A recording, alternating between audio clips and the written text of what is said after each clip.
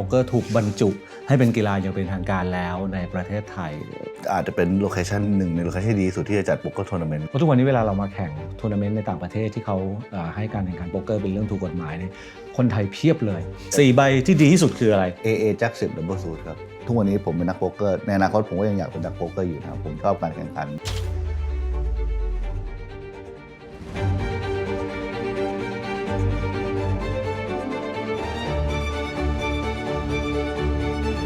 ก่อนอื่นต้องขอบคุณมากนะครับที่มาร่วมรายการของเราในวันนี้ทราบว่าเพิ่งบินมาถึงเลยใช่ป่ะ2 ชั่วโมงแล้วครับเสร็จแล้วเดี๋ยวต้องไปแข่งต่ออีกด้วยครับโอเคงั้นเดี๋ยววันนี้เราเข้าเรื่องเลยกันแล้วกันเริ่มจากก่อนอื่นเลยตอนนี้ผู้คนในเมืองไทยตื่นเต้นกันมากโดยเฉพาะในกลุ่มนักเล่นโป๊กเกอร์ทั้งหลายเพราะว่าโป๊กเกอร์ถูกบรรจุให้เป็นกีฬาอย่างเป็นทางการแล้วในประเทศไทยคิดว่าอนาคตโป๊กเกอร์ในเมืองไทยจะเป็นยังไงในสายตาของนักโป๊กเกอร์อย่างคุณนัทมีผมว่ามันเป็นจุดเริ่มต้นที่ดีที่เมืองไทยได้บรรจุโป๊กเกอร์เป็นกีฬาสมอลนะครับเพราะว่าจริงๆในสหพันธ์นานาชาติหลายๆ Federation เขาก็มองโป๊กเกอร์เป็น Mind Sport มาตั้งนานแล้วมีการแข่งขันWorld Series มีการแข่งขัน European Tour Asian Tour มานานมากแล้วซึ่งจริงๆเมืองไทยอาจจะเป็นโลเคชันหนึ่งในโลเคชันที่ดีสุดที่จะจัดโป๊กเกอร์ทัวร์นาเมนต์ก็ได้แต่ด้วยความที่อาจจะเป็นเรื่องของมุมมองหรือว่าเรื่องของกฎหมายบางเชิงก็เลยอาจจะยังไม่ได้เกิดให้มันมีโอกาสในจุดนี้แต่ว่าอันนี้ก็เป็นจุดเริ่มต้นที่ดีครับมันเป็นจุดเริ่มต้นที่หลายๆคนได้มองเห็นภาพนี้มากขึ้นก็ส่วนตัวผมก็มองว่าถ้าเกิดว่าเราค่อยๆขับเคลื่อนหลายๆอย่างค่อยๆเปลี่ยนมุมมองเปลี่ยนคล้ายๆ regulation ในบางจุดที่มันอาจจะเอื้ออำนวยให้กีฬานี้สามารถจัดแข่งได้แบบสนามสากลผมว่าเราก็มี potential ที่จะจัดรายการดีๆได้ในอนาคตครับคือต่อไปสมมติมันเป็นกีฬาจริงบรรจุอยู่ในซีเกมเลยขึ้นมานี่ก็มีสิทธิ์ได้เหรียญทองนะฮะคุณนัทครับผมอยากได้แต่เด็กแล้วครับซีเกมโอเคเพิ่มได้เงินอัดฉีดด้วยแบบนักกีฬาเหรียญทองในประเภทอื่นๆนะครับเหตุการณ์ครั้งนี้การที่โป๊กเกอร์ถูกยอมรับให้เป็นกีฬาแล้วเนี่ยในครอบครัวคนแวดล้อมของคุณนัทเป็นยังไงบ้างครับรู้สึกกันยังไงบ้างคุยเรื่องนี้กันยังไงบ้างส่วนตัวผมทางที่บ้านไม่ว่าจะเป็นคุณย่าเองก็ตามคุณพ่อเขาได้มองว่าการแข่งโป๊กเกอร์ทัวร์นาเมนต์เป็นกีฬาตั้งแต่ผมเริ่มเล่นเป็นอาชีพแล้วเพราะว่าเหมือนเขาค่อนข้างซัพพอร์ตในมุมนี้นะฮะในสายแคริเอร์นี้แต่ว่าผมว่าเขาอาจจะดีใจกับผมในเชิงที่ว่าคนทั่วไปยอมรับมากกว่าผมตลอดชีวิตมาตั้งแต่เรียนจบมาสนใจโป๊กเกอร์มากขึ้นหรือว่าใช้เวลากับมันเยอะบางทีอาจจะมีคนมองว่าไร้สาระบ้างหรือว่าใช้เวลากับการพนันบ้างซึ่งจริงๆถ้าเกิดเรามองลึกไปจริงๆมันมีอะไรมากกว่านั้นก็พอlandscape มันทำให้สิ่งที่เราทำเป็นที่ยอมรับมากขึ้นมันก็แน่นอนมันดีอยู่แล้วครับคล้ายๆกับว่าเราไม่จำเป็นต้องอธิบายให้กับผู้ที่อาจจะยังไม่เข้าใจโป๊กเกอร์แต่ที่ผมมองที่มันเป็น impact ที่มากกว่านั้นคือจริงๆมันน่าจะมีเยาวชนเยอะอยู่ที่เป็นคนไทยอาจจะเรียนทั้งต่างประเทศแล้วก็ในประเทศที่ชอบโป๊กเกอร์อยากเล่นอยากไปแข่งแต่ว่าถ้าเกิดว่าคนไทยยังมีมุมมองเก่าๆอยู่อาจจะไม่กล้าที่จะเปิดเผยหรือว่าฝึกฝนให้เต็มที่พอมันเป็นpublicize แล้วว่าเป็น mind sport อย่างเงี้ยมันก็อาจจะทำให้มีโอกาสที่เด็กรุ่นใหม่ได้ฝึกฝนแล้วก็เติบโตในกีฬานี้มากขึ้นครับเพราะทุกวันนี้เวลาเรามาแข่งทัวร์นาเมนต์ในต่างประเทศที่เขาให้การแข่งขันโป๊กเกอร์เป็นเรื่องถูกกฎหมายนี่คนไทยเพียบเลยต่อไปเราคงจะไม่จำเป็นต้องมาเจอกันในต่างประเทศแล้วเราจะได้เจอกันในเมืองไทยประหยัดค่าตั๋วเครื่องบินไปใช่ไหมก็ดีนะครับแล้วก็อีกอย่างหนึ่งก็เวลาถ้าเกิดจากที่เมืองไทยก็ barrier to entry เรื่องของค่าใช้จ่ายก็น้อยลงแล้วก็อาจจะเจอผู้เล่นใหม่ๆมากขึ้นหรือว่าบางคนอาจจะเป็นคนที่ติดธุระเยอะไม่ค่อยมีเวลาที่เดินทางมาเพราะจริงๆการเดินทางมาต่างประเทศนี่มันใช้เวลาเยอะนะบางคนอาจจะอยากมาเล่นสักทีละวัน2 วันหลังเลิกงานเงี้ยแล้วก็ได้เจอคนอีกกลุ่มหนึ่งที่เขามองโป๊กเกอร์เป็นฮ็อบบี้ที่เขาชอบอย่างเงี้ยมันก็เหมือนเป็นการเปิดโอกาสให้เน็ตเวิร์กกับคนในประเทศเด็กมากขึ้นนี้ครับเหมือนตกเย็นไปวิ่งรอบสนามหรืออะไรอย่างงี้หรือไปตีกอล์ฟอะไรอย่างงี้ใช่ไหมฮะในฐานะที่ปุณณัทเนี่ยตะเวนแข่งโป๊กเกอร์ในหลายๆทัวร์นาเมนต์มาทั่วโลกแล้วเนี่ยนะครับเคยคิดไหมว่าวันหนึ่งอยากจะเปลี่ยนสถานะจากผู้แข่งมาเป็นผู้จัดบ้างคล้ายๆกับพวกศิลปินที่เขาอาจจะพอมีประสบการณ์มากขึ้นก็เปิดค่ายเพลงเองอะไรแบบนี้จริงๆนักโป๊กเกอร์มันจะต่างกับผมว่าอาชีพอื่นในส่วนตัวผมเองทุกวันนี้ผมเป็นนักโป๊กเกอร์ในอนาคตผมก็ยังอยากเป็นนักโป๊กเกอร์อยู่นะครับผมชอบการแข่งขันในสิ่งที่คนอื่นเขาจัดมาแล้วก็เป็นที่ยอมรับอยู่แล้วแต่ว่าในความฝันส่วนตัวหรือว่าสิ่งที่อยากทำส่วนตัวก็อาจจะแบบอยากจะเปิดโอกาสให้ทุกแบรนด์ทั่วโลกที่สามารถจัดได้สแตนดาร์ดที่สูงมามีโอกาสได้จัดที่เมืองไทยก็ถ้าเกิดว่าแบรนด์ดังๆสนใจในการจัดที่เมืองไทยผมก็อยากให้แบบหลายแบรนด์ได้มีโอกาสที่อาจจะทำให้คอมมูนิตี้ในเมืองไทยในโป๊กเกอร์มันโตขึ้นนะครับให้คนได้มีโอกาสใน ประสบการณ์ในการเล่นทัวร์ระดับ world class มากขึ้นอะไรประมาณนี้ครับ ซึ่งก็อย่างที่เราเห็นในหลาย ๆ ประเทศที่วัฒนธรรมการเล่นโป๊กเกอร์เขามีมานานเนี่ยเขามีหลายแบรนด์มีทัวร์นาเมนต์หลากหลายรูปแบบ มีหลายสเต็กด้วยคือบางทัวร์อาจจะมีไบอินค่อนข้างที่จะถูกมาอันไบอินชั้นกลาง สำหรับ แพง มือ ไป ใหม่ เลย ไปจนถึงมือโปรอะไรอย่างเงี้ย so แบบ over the course of the year ก็คือ you have แบบ buy in for everyone นะครับก็คือว่าทุกคนมันสามารถที่จะเล่นได้หมดตามที่ตัวเองชอบในเกมที่ตัวเองชอบเพราะว่าปาก็เมื่อกี้ก็ถามว่ามีเกมอื่นด้วยใช่ไหมจริงๆโป๊กเกอร์มันมีหลายเกมเยอะมากนอกจากโคเดมมีโอมาฮามีมิกซ์มีนู่นนี่ซึ่งอาจจะเคเทอร์สำหรับหลายอายุหลายแบบสเต็กเนี้ยมันก็เปิดโอกาสให้คนได้เล่นมากขึ้นเนี่ยครับและในอีกมุมหนึ่งเนื่องจากว่าด้วยชื่อเสียงของปุณณัฐเนี่ยน่าจะได้รับเชิญให้ไปแข่งตามทัวร์นาเมนต์ต่างๆเรียกได้ว่าไม่เว้นแต่ละวันใช่ไหม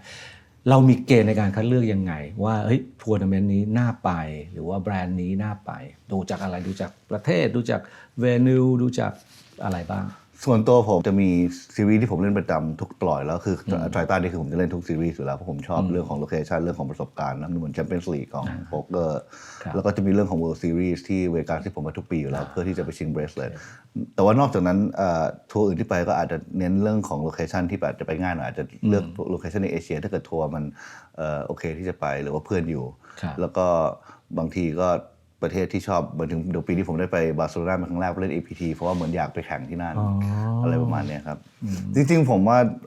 เรื่องสล็อตเวลาสำคัญด้วยเพราะว่าบางทีมันจะมีเรื่องคลาชของเชดดิวอยู่บางทีเราต้องเลือกดีๆว่าถ้าเกิดว่าเราไปเมืองที่เนี่ยเรา prioritize ซีรีส์หลักได้ไหมอะไรอย่างเงี้ยสมมติว่าผมต้องเล่นไตรตันที่มอนเตเนโกรบางทีมันอาจจะสะดวกกว่าที่อาจจะเล่นสต็อปในยุโรปก่อนหน้ามอนเตเนโกรแทนที่อาจจะต้องแบบไปอเมริกาเลยหรือว่าเล่นจากเอเชียอะไรประมาณนี้ครับมันอย่างนี้ป่ะชีวิตปุณณัฐนี่คือสมมุติว่าในตารางเนี่ยก็คือมาร์คทัวร์นาเมนต์สำคัญที่ต้องไปแน่ๆเอาไว้ก่อนแล้วก็ดูว่าไอ้ช่วงว่างที่เหลือมันไปฟิตกับทัวร์นาเมนต์ไหนเลยก็ไปอย่างนั้นเลยป่ะจริงๆมันจะมีบางปีที่บางทีผมอาจจะดูด้วยว่าช่วงไหนอยู่ไทยได้บ้างถ้าเกิดว่าเทคแกปได้แต่ว่าบนปีนี้ผมเหมือนมีไฟด้วยแล้วก็มี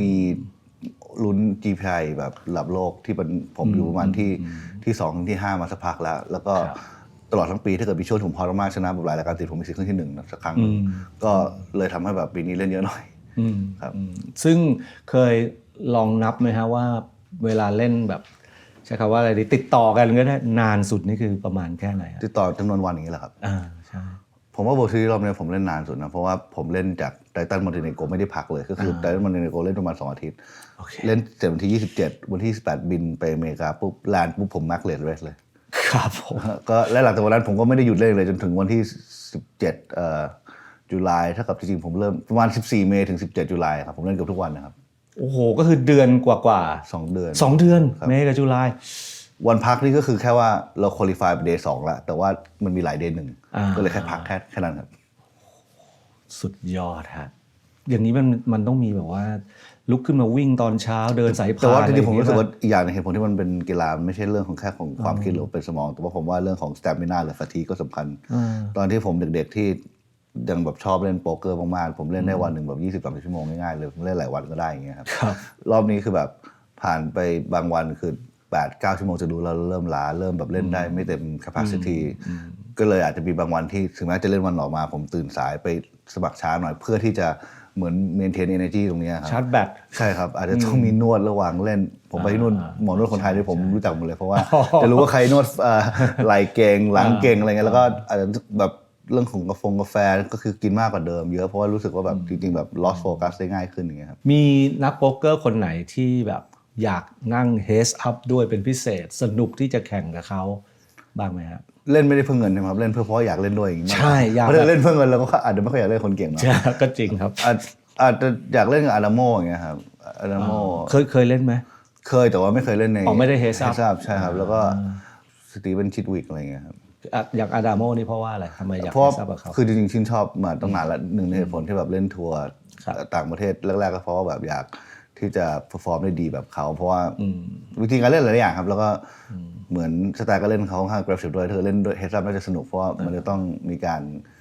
รมันกลืนกันหลายอะไรเงี้ยครับชิดริกล่ะครับต่างกันไปยังไงชิดวิกจะเป็นเหมือนโรบอติกกว่าจริงๆแบบชิดวิกผมค่อนข้างที่จะชื่นชมประวัติเขาเพราะว่าจริงๆเขาเพิ่งครั้งแรกเขาเป็นคนไม่เล่นโซเชียลเลยตลอดทั้งชีวิตนะเขาเพิ่งมาโพสครั้งแรกคือประมาณเดือนที่แล้วว่าเหตุผลที่เขาไม่โพสโซเชียลเพราะอะไรเขาบอกเลยว่าจริงๆมันเป็นอะมีนซะเหมือนแบบประมาณว่า เขาอยากเป็นที่ยอมรับเพราะว่าเขาจริงๆคือเขาเป็นคน introvert เป็นคนที่แบบ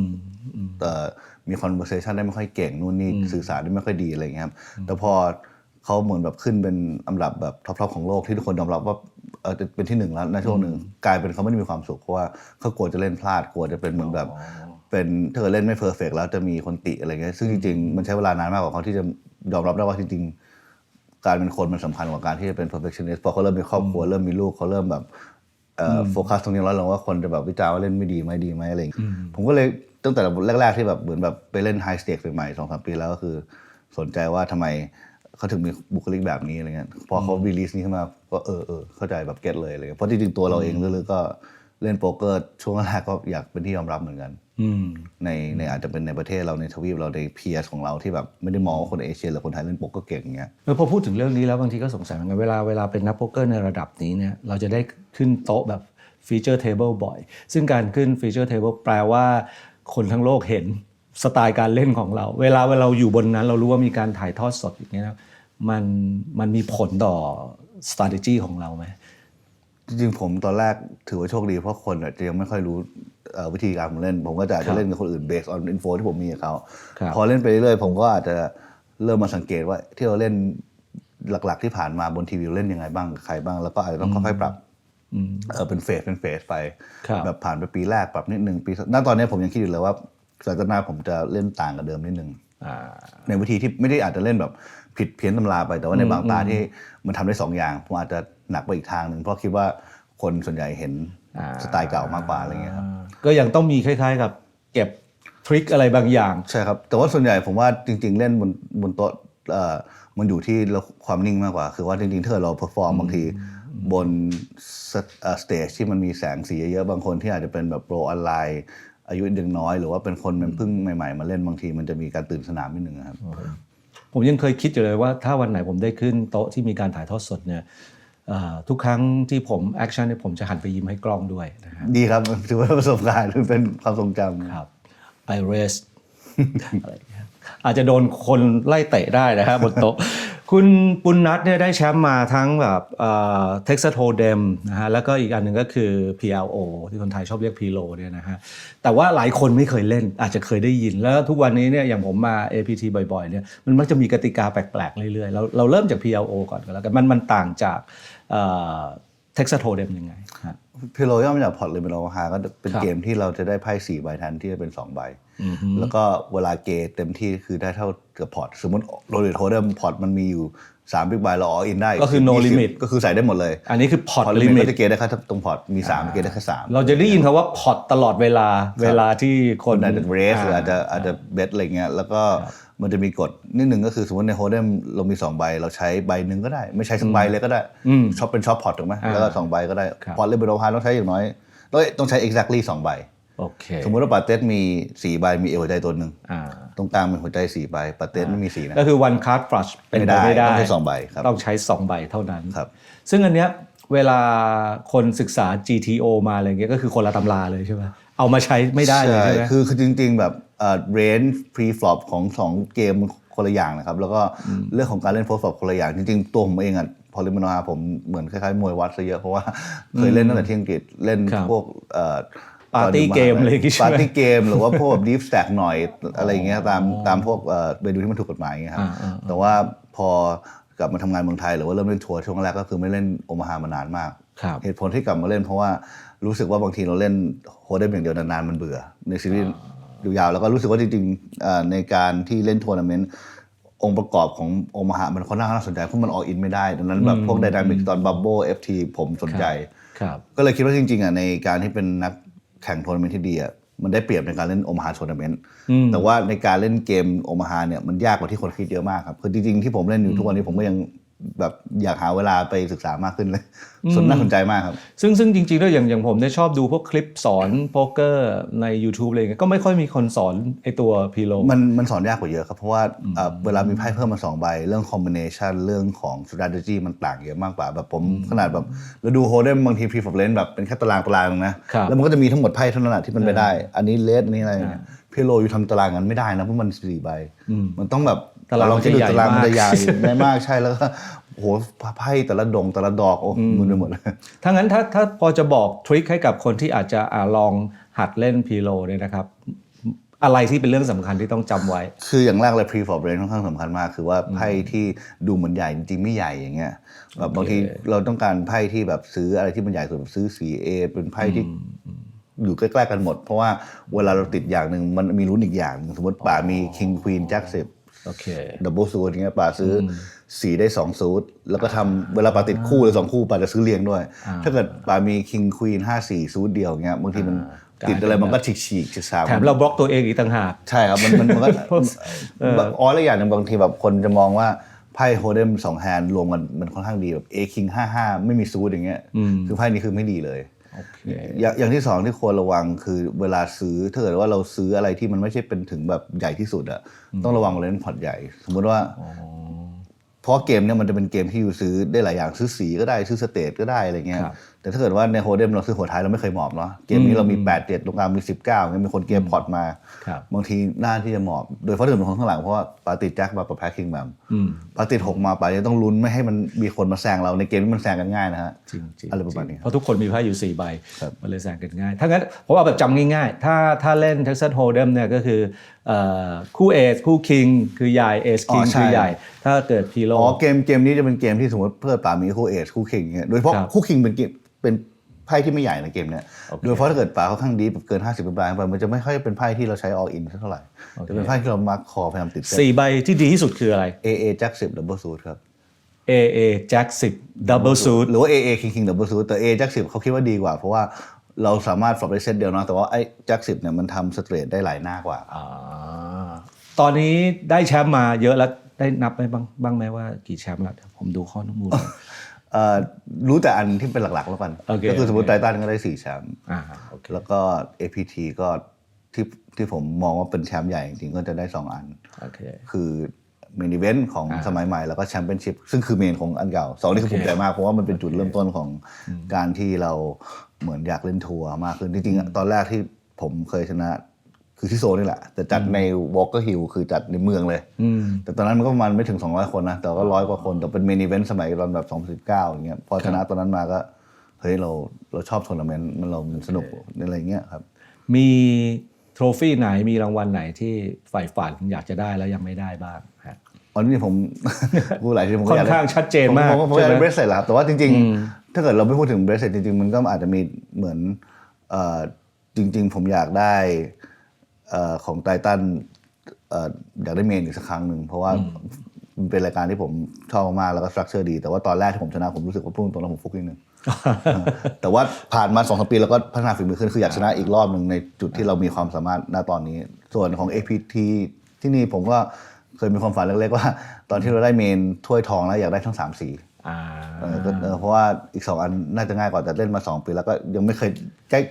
เคียงเคยได้ที่5บ้างอะไรเงี้ยแต่ว่ายังไม่เคยได้ท็อป3อีกเลย3สีมันอะไรบ้างนะมันเมนแล้วก็เงินแล้วก็ทองแดงนี่มันคืออะไรนะโรสโกคือไฮโรลเลอร์ประมาณปกติประมาณ 3,000 กว่าเหรียญนะครับแล้วก็ตัวสีเงินก็จะเป็น10,000 เหรียญก็จะเป็นซูเปอร์ไฮโรลเลอร์ซูเปอร์ไฮโรลเลอร์ผมเสียดายมากเลย KTA ผมมีปัญหาเมื่อวานก็เลยมันเล่นไม่ได้ก็เลยลงไม่ทันก็ต้องรอทัวร์นาเมนต์ต่อไปรอเจจูโอเคฮะบนโต๊ะวันในทัวร์นาเมนต์นี้เตรียมอะไรมาวางเป็นฤกษ์เป็นอะไรมีไหมมีมูอะไรไหมเรื่องอะไร superstitious นิดนึงเพราะว่าตั้งแต่เด็กก็ค่อนข้างเก็บของที่อาจจะมีค่าหรือว่าของที่สมมติคุณย่าให้มาจริงๆทุกวันนี้ผมพกสร้อยคอที่คุณย่าให้มาตลอดนะแต่ว่าอาจจะไม่ค่อยมีคนเห็นอาจจะมีคนเห็นแค่ตุ๊กตาหรือว่าหลังๆจะมีคล้ายๆพวงกุญแจที่ผมอาจจะใส่แบบเหมือนสิ่งส่วนตัวข้างในที่อาจจะเคยได้รับมาจากพระครูบาอาจารย์ที่ผมนับถือแล้วผมเก็บในนั้นเพราะว่าเหมือนวางไว้บางคนก็จะไม่อาจจะมองน่ารักดีแต่จริงข้างในผมก็แบบเหมือนไหว้ก่อนมาเล่นอะไรอย่างเงี้ยโอเคมาถึงคำถามสุดท้ายนะครับไม่อยากรบกวนเวลามากเดี๋ยวต้องไปลงแข่งแล้วเนื่องจากตอนนี้พอโป๊กเกอร์เป็นกีฬาในไทยแน่นอนน่าจะมีคนไทยหลายคนที่เคยละลังคราวนี้ก็อยากจะก้าวเข้ามาลองแข่งขันจริงๆจากมีคำแนะนำอะไรที่เป็นเรื่องง่ายๆที่ปฏิบัติตามได้เลยทันทีให้กับนักโป๊กเกอร์หน้าใหม่ที่กำลังจะเริ่มต้นแข่งขันกันครับคือจริงๆผมว่าอย่างแรกในมุมมองก็คือว่าสมมติเราเป็นหน้าใหม่เข้ามาเราต้องชอบเกมนี้เอาไปซื้อต้องศึกษาแล้วแต่ว่าไม่อยากให้คน ไทยคิดว่าฉันอยากเล่นโป๊กเกอร์เพราะฉันจะรวยจากมันฉันอยากแข่งทัวร์นาเมนต์เพราะฉันอยากรวยจากการแข่งทัวร์นาเมนต์อยากให้เล่นโป๊กเกอร์เพราะรักโป๊กเกอร์จริงๆอยากให้เล่นโป๊กเกอร์เพราะว่ามองว่ามันเป็นพื้นฐานที่เราจะมองเบสไลน์ว่าเราพัฒนาตัวเองได้ทุกวันไหมมากกว่าเพราะผมว่าถึงจุดหนึ่งแล้วทุกคนมันต้องมี trial and error นะจะมีการฝึกฝนกว่าเราจะไปถึงจุดที่เราจะมองว่าเราเป็นโปรเต็มตัวมันมีเรื่องของวินัยเข้ามาเกี่ยวมีเรื่องของประสบการณ์เข้ามาเกี่ยวค่อนข้างเยอะครับคือผมไม่อยากพูดว่าไม่ได้แนะนำให้คนมาเป็นโปรนะแต่ว่าอยากแนะนำให้คนที่ยังไม่ได้แบบมีประสบการณ์เยอะกับเกมให้มองมันเป็นงานอดิเรกก่อนให้มองมันเป็นกีฬาหนึ่งที่อยากพัฒนาก่อนวันหนึ่งเราอาจจะชอบถึงขั้นที่เราเก่งแล้วก็เป็นได้แต่ว่าผมว่าทุกคนโดยเฉพาะเยาวชนว่าคนที่ต้องเรียนหนังสือคนที่จะต้องแบบมีอาชีพหลักหา passive income เพราะว่าถ้าเกิดเราrelyโป๊กเกอร์เป็น source of income มันจะมี stress เข้ามาเกี่ยวค่อนข้างเยอะอะไรประมาณนี้ครับมีคำแนะนำผมขอบคุณมากครับแล้วก็ขอให้โชคดีในทัวร์นาเมนต์นี้ขอบคุณมากครับ